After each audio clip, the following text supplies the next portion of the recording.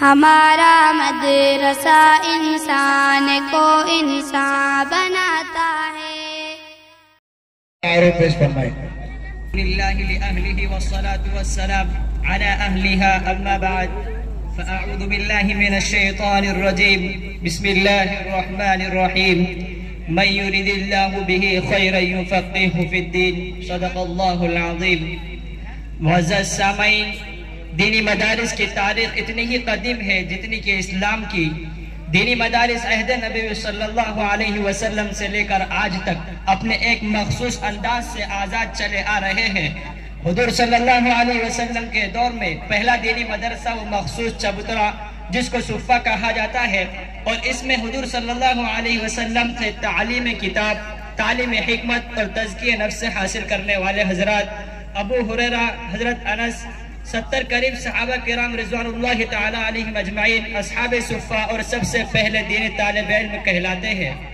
دینی مدارس کا ایک اپنا مخصوص نصاب ہوتا ہے جو انتہائی پاکیزہ اور نورانی ماحول میں پڑھایا جاتا ہے، جس میں مسند عالم دین کا مقام حاصل کرنے کے لیے عربی و فارسی، صرف و نحو، قرآن و حدیث، تفسیر، فقہ و اصول فقہ، معانی و ادب، منطق و فلسفہ جیسی ضروری علوم کا ایک مکمل نصاب پڑھنے کے بعد وہ عالم دین کے منصب پر فائز ہوتا ہے۔ انہی دینی مدرسوں کے بارے میں شاعر مشرق علامہ اقبال نے فرمایا تھا، ان مکتبوں کو اسی حالت میں رہنے دو، غریب مسلمان کے بچوں کو انہی مدارس میں پڑھنے دو، اگر یہ ملا اور درویش نہ رہے تو جانتے ہو کیا ہوگا، جو کچھ ہوگا میں انہیں اپنے آنکھوں سے دیکھ آیا ہوں۔ اگر ہندوستانی مسلمان ان مدرسوں سے محروم ہو گئے تو بالکل اسی طرح ہوگا جس طرح اندلس میں مسلمانوں کے 800 برس کی حکومت کے باوجود آج غرناطہ کے کھنڈرات اور الحمرا کے نشانات کے سوا اسلام کے پیروں اور اسلام تہذیب کے آثار کا کوئی نقش نہیں ملتا۔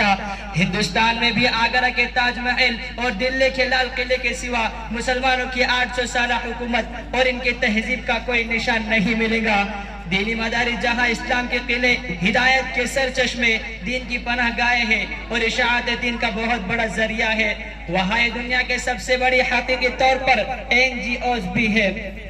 جو لاکھوں طلباء و طالبات کو بلا معاوضہ تعلیم کے زیور سے آراستہ کرنے کے ساتھ ساتھ ان کو رہائش و خوراک اور مفت طبی سہولت بھی فراہم کرتی ہے۔ ان دینی مدارس نے ہر دور میں تمام تر مصائب و مشکلات، پابندیوں اور مخالفتوں کے باوجود کسی نہ کسی صورت اور شکل میں اپنا وجود اور مقام برقرار رکھتے ہوئے اسلام کے تحفظ اور اس کے مقام میں اہم کردار ادا کیا ہے۔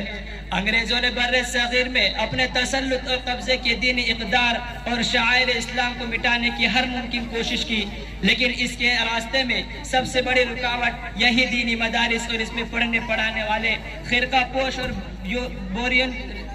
طلباء دین علماء کرام ہی تھے۔ اگر انگریز نے متحدہ ہندوستان میں سب سے پہلے دینی مدارس اور خانقاہوں کو مسمار کیا، آگرہ سے لے کر دہلی تک سینکڑوں علماء حق کو پھانسی، کالا پانی اور دیگر ظالمانہ سزائیں دی، لیکن بانی دارالعلوم دیوبند حضرت مولانا محمد قاسم نانوتوی، شیخ الہند مولانا محمد الحسن اور شیخ الاسلام حضرت مولانا سید حسین احمد مدنی، امام الاولیاء شیخ التفسیر حضرت مولانا احمد علی لاہوری، چودھری افضل حق مرحوم سے لے کر امیر شریعت سید عطا اللہ شاہ بخاری تک سینکڑوں علماء حق نے اپنے تقریروں اور تحریکوں کے ذریعے مسلمانوں میں آزادی کے وہ روح پھونکی کہ جس کے نتیجے میں آخرکار انگریز بر صغیر سے اپنا بوریا بستر سمیٹنے پر مجبور ہو گیا۔ انہی دینی مدارس کی ایک کڑی آپ کا اپنا یہ محبوب ادارہ مدرسہ اکرام الحسن، جس کا سنگ بنیاد آج سے تقریباً 17 سال پہلے جامعہ کلکوہ کے مقبول ترین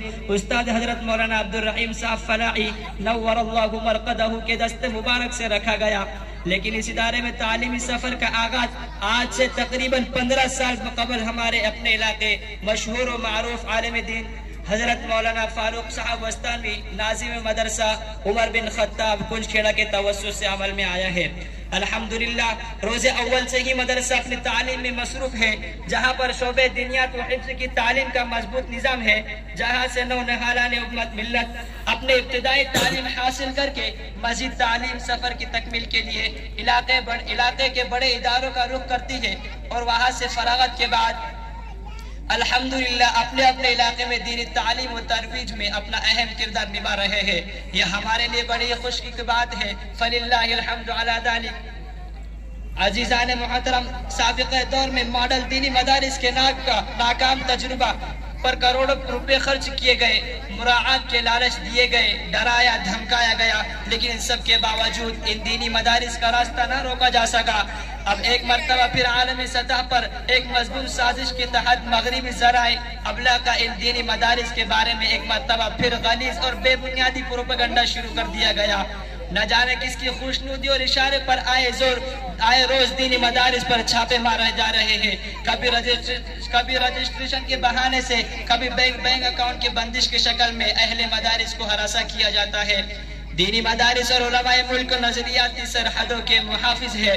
دینی مدارس ہدایت کے سرچشمے، امن کے گہوارے اور اشاعت دین کا ذریعہ ہے. ان کا دہشت گردی، تخریب کاری سے کوئی تعلق نہیں، مگر مغرب کا پروپیگنڈا ان کے بارے میں بے بنیاد ہے. ان دینی مدارس اور علماء کی وجہ سے آج نسل و نو کا ایمان محفوظ ہے. مادیت کے اس امرتے ہوئے سیلاب میں آج اگر قال اللہ و قال الرسول کی صدائیں بلند ہو رہی اور بڑھتے جا رہی ہے تو ان دینی مدارس اور اس میں پڑھانے والوں کا ہی فیض ہے. یہ دینی مدارس اسلام کے پناہ گاہ اور ہدایت کے سرچشمے ہے، اور یہ دین کی ایسی روشن مشعلیں ہیں کہ جن کی کرنے ایک عالم کو منور کر رہی ہے اور قیامت تک کرتے رہے گی انشاءاللہ. وآخر دعوانا الحمدللہ رب العالمین.